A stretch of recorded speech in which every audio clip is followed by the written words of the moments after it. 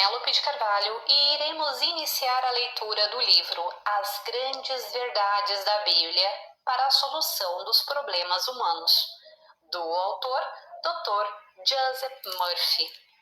Capítulo 1. As Grandes Verdades da Bíblia para a Solução dos Problemas Humanos.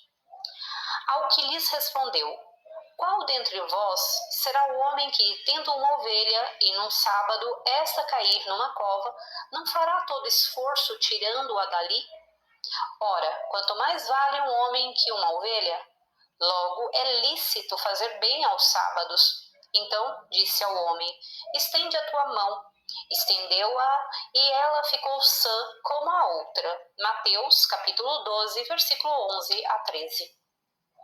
O 12º capítulo de Mateus é uma exposição maravilhosa sobre a cura mental e espiritual. Jesus estava naquele estado de consciência em que podia curar instantaneamente e por isso bastou o homem estender a mão. Há também um significado profundo no ato de estender a mão. O homem, com um complexo de inferioridade ou de rejeição, por exemplo, não está usando a sabedoria e poder infinito dentro dele. Deixa de perceber que a presença de Deus, o poder todo-poderoso, está dentro de suas próprias profundezas subjetivas, permitindo-lhe realizar coisas maravilhosas. Como um vendedor estendeu a mão. Um vendedor que comparecia a minhas conferências e cursos especiais em Los Angeles, de tempos a tempos não conseguia viver dentro do que ganhava. Estava deprimido e sentia-se inferior a todos os outros vendedores da sua companhia.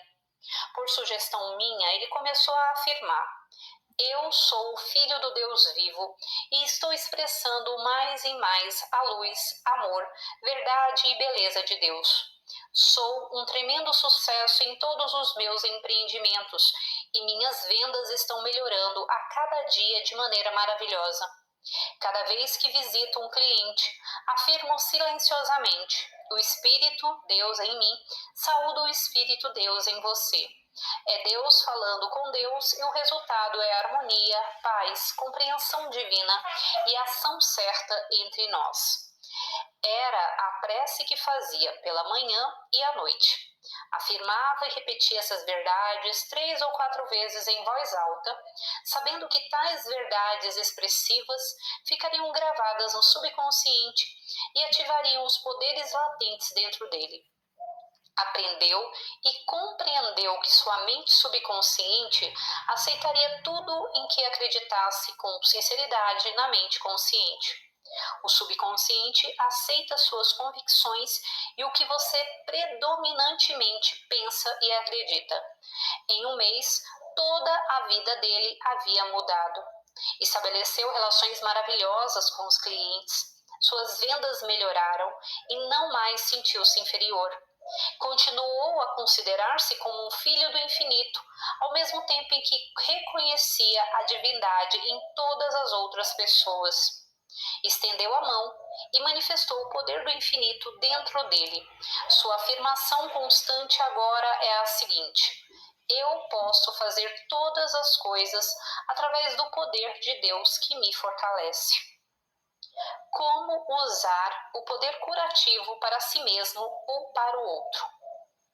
A presença infinita curativa habita em todos os homens e mulheres. Todos possuem o dom de curar, pois Deus é a realidade de todos. Apresento a seguir a maneira como você pode rezar pela cura de um parente ou de um amigo. Sinta a presença de Deus, que é a presença de vitalidade, integridade, poder, inteligência, paz e harmonia, impregnando todo o ser da pessoa que deseja curar, funcionando nela e através dela. Compreenda que a pessoa está sendo divinamente velada. A outra pessoa pode não saber de nada. Você aceita o que afirmou e acredita firmemente. Rezar para outra pessoa é pensar nas qualidades e atributos de Deus. Fique interessado, mas não tenso. Se você está num trem, ônibus ou no metrô, por exemplo, pode ver uma placa e ler o que está escrito, interessando-se bastante. Da mesma forma, deve interessar-se pela presença divina curativa e, na medida em que se elevar na consciência, você terá poder. Pode afirmar que a pessoa está sendo curada agora. Sinta a presença de Deus e compreenda que a pessoa está agora exteriorizando a vitalidade, perfeição, poder e inteligência, que é espírito puro. Acredite, aceite e depois deixe. Se posteriormente tornar a pensar na pessoa, faça outra vez a mesma coisa, como se nunca antes tivesse rezado por ela. Se há alguém perto de você, faça-o várias vezes por dia. A cura pode ocorrer lenta ou rapidamente, de acordo com a sua fé ou convicção. É o que se chama na Bíblia de enviar sua palavra, pensamento e sentimento para o outro. A pessoa para quem está rezando recebe a sua afirmação. O resultado é que a mente subconsciente da pessoa doente fica totalmente imbuída com a compreensão de seu próprio poder curativo. E, de acordo com as leis da mente subconsciente, esta produz em manifestação externa tudo o que lhe é imprimido. Assim, a saúde substitui a doença. Ao rezar para os outros, você não deve nunca esquecer que não pode estar numa disposição crítica ou num estado mental tenso, pois é impossível conseguir alguma coisa assim. Na tranquilidade e na confiança está a vossa força. Isaías, capítulo 30, versículo 15. Como uma mãe rezou pelo filho supostamente obtuso. Uma professora disse a uma mãe: "Acho que seu filho é um pouco retardado. É muito obtuso e parece ser um caso perdido. Não consegue aprender e é impossível ensinar-lhe alguma coisa." A mãe adorava o filho e rezou por ele da seguinte forma: "Afirmo, sinto, sei e acredito que a inteligência infinita do infinito está crescendo dentro dele. Sei que a sabedoria de Deus está operando através dele e que seu intelecto está ungido com a luz e o amor do infinito. Meu filho é uma expressão perfeita da presença infinita curativa." Ela afirmava essas verdades durante cerca de 10 minutos, de manhã, de tarde e à noite, sabendo que iria ressuscitar as qualidades e atributos de Deus, alojados nas profundezas subjetivas do menino. Depois da contemplação dessas verdades, ela imaginava que o filho estava à sua frente dizendo: "Mãe, olhe para o meu boletim, a professora me elogiou." Ela imaginava essa cena repetidas vezes, num estado mental relaxado e passivo, sabendo que sua imagem mental devia estar de acordo com a sua afirmação. A imagem mental que você tem sempre se torna manifesta. O menino gradativamente começou a reagir e logo destacou-se nos estudos. Confirmou objetivamente o que a mãe afirmara e imaginara subjetivamente. Porque pelas tuas palavras serás justificado e pelas tuas palavras serás condenado. Mateus, capítulo 12, versículo 37. Justificar é tornar igual, equilibrar o desequilíbrio. A compreensão da verdade da mãe em relação ao filho foi ressuscitada na mente do menino, que equilibrou a equação. A palavra na Bíblia é o seu pensamento, sentimento, sua convicção, crença dominante que sempre acaba se manifestando. Como adquirir mais fé? Você faz tudo pela fé. Planta sementes no solo porque tem fé nas leis da agricultura. Assa um bolo pela fé e guia seu carro pela fé. Todo mundo tem fé. Algumas pessoas, infelizmente, têm fé no fracasso, doença, carência e limitação. Isso é fé nas coisas erradas. Tenha fé no sucesso, realização, saúde, felicidade e abundância. Tenha fé na lei criativa de sua mente. Se aplicar a lei da mente de maneira construtiva, irá crescer em fé. Tenha fé na orientação divina, na ação certa divina, na abundância do infinito e na bondade de Deus na terra dos vivos. Como desenvolver a fé em Deus e o perdão? Há um preço a pagar, mas todos os homens podem pagar esse preço desistindo de sentir pena de si mesmos, acabando com a autocrítica e a condenação aos outros, ingressando no espírito de perdão de si mesmos e dos outros. Quando surgir em sua mente um pensamento de ressentimento contra outro, afirme prontamente: perdoo e lhe desejo todas as bênçãos da vida. Na medida em que continuar a agir assim, a pessoa acabará surgindo em sua mente sem que haja qualquer ressentimento. Em outras palavras, não mais estará fervendo mentalmente e saberá que perdoou e esqueceu. Tome cuidado com as palavras frívolas. Digo-vos que toda palavra frívola que proferirem os homens, dela darão conta no dia do juízo. Mateus capítulo 12, versículo 36. Os pensamentos negativos, as dúvidas e os medos são as palavras frívolas que impedem a cura ou progresso. Cada dia e cada hora é o dia do julgamento. Quando você reza por outro, é o seu julgamento, a decisão a que chegou. Você pensou na presença de Deus, isto é, saúde, vitalidade e integridade, ou se fixou na doença do outro. Como o julgou? Se viu um homem doente e desejou que ele melhorasse, julgou erroneamente. Se viu um homem perfeitamente saudável, em outras palavras, se o imaginou como deve ser, vital, forte, transbordando de entusiasmo e energia, então julgou corretamente.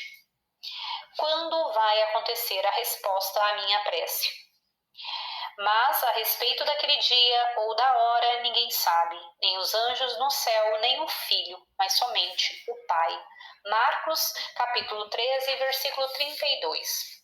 Vigiai, pois, porque não sabeis quando virá o dono da casa, se à tarde, se à meia-noite, se ao cantar do galo, se pela manhã. Marcos, capítulo 13, versículo 35. Todas as sementes amadurecem e germinam em períodos diferentes, de acordo com sua espécie. Da mesma forma, as sementes ou impressões feitas na mente subconsciente amadurecem e desabrocham em períodos diferentes, que podem ser dias, meses ou mesmo anos. Seu desejo ou ideia, quando gravado no subconsciente, tem a gestação na escuridão. A sabedoria do subconsciente determina quando apresentar a resposta ou manifestação plenamente desabrochada em sua experiência. A razão da volta do mal antigo.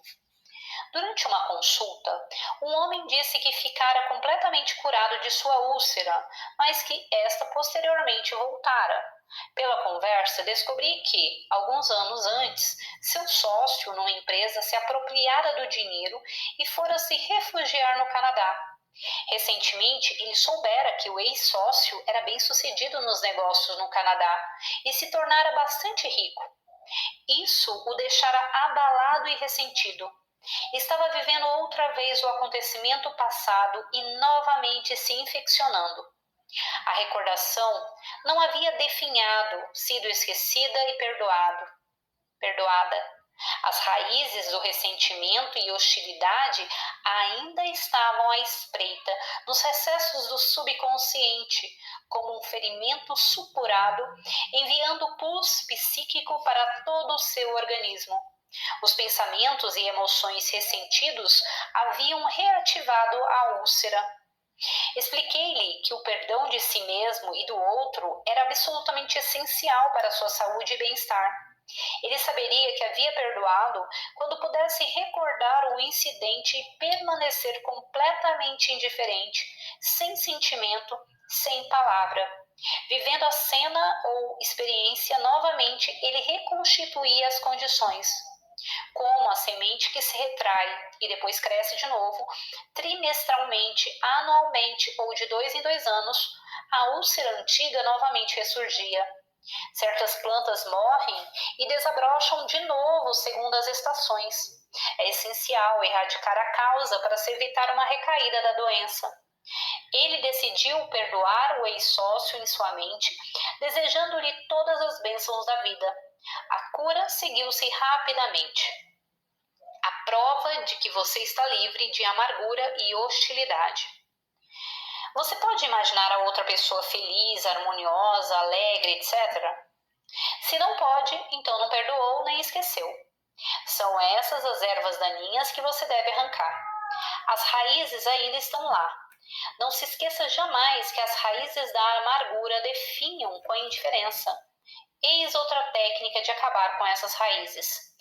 Escute a voz da outra pessoa que me enganou ou lesou, dizendo que você é uma pessoa maravilhosa e digna, que é honesto e generoso. Faça com que seja real, é o que está querendo ouvir. Assuma o ânimo dessa imagem mental, sempre dá certo. Quantas vezes devo rezar por um problema?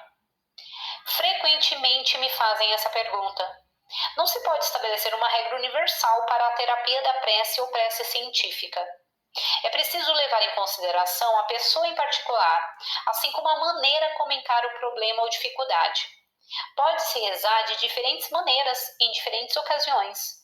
Você pode usar, por exemplo, o Salmo 91 pela manhã, o Salmo 23 ao meio-dia e o Salmo 27 à noite.